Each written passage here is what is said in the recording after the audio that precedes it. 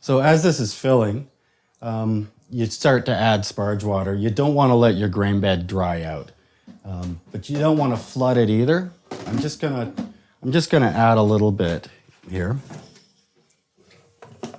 And the whole time you're doing this, you're just keeping an eye on it. You're letting the level of water in your grain bed just work up and down a little bit above and below the grain line. And it's pretty easy to see that. Like here, it's all soupy on top, and I'll wait till it actually gets down to the line of the grain bed, and then I'll add some more. So we've been sparging for about 10 minutes now, and it's a good time to just check the grain bed. We want to see that it gets up above 70, but we don't want to let it get above 75. And what do we got here? It's at 72, right on target. The water here is still hot enough that it's heating it.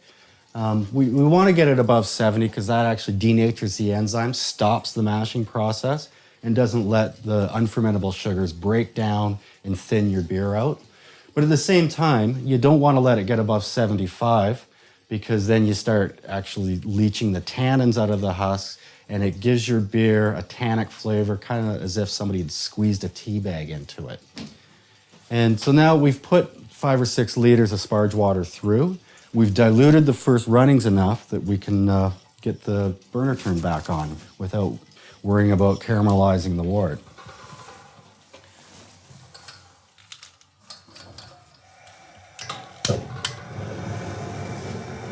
Okay, now that we've got the heat on, we're going to turn this flow down to a trickle.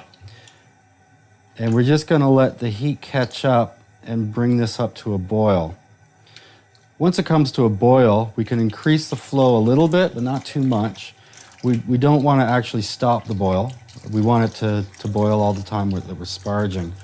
And we'll use the flow of the siphon to control the boil rather than adjusting the flame. So now we're just going to let the level of the sparge water just fall down to just below the level of the grains at the top of the grain bed. And you can see when that happens because the grain bed's exposed, but the water's not too far down. You just wiggle this and you can see that the sparge water is just about an inch below the surface.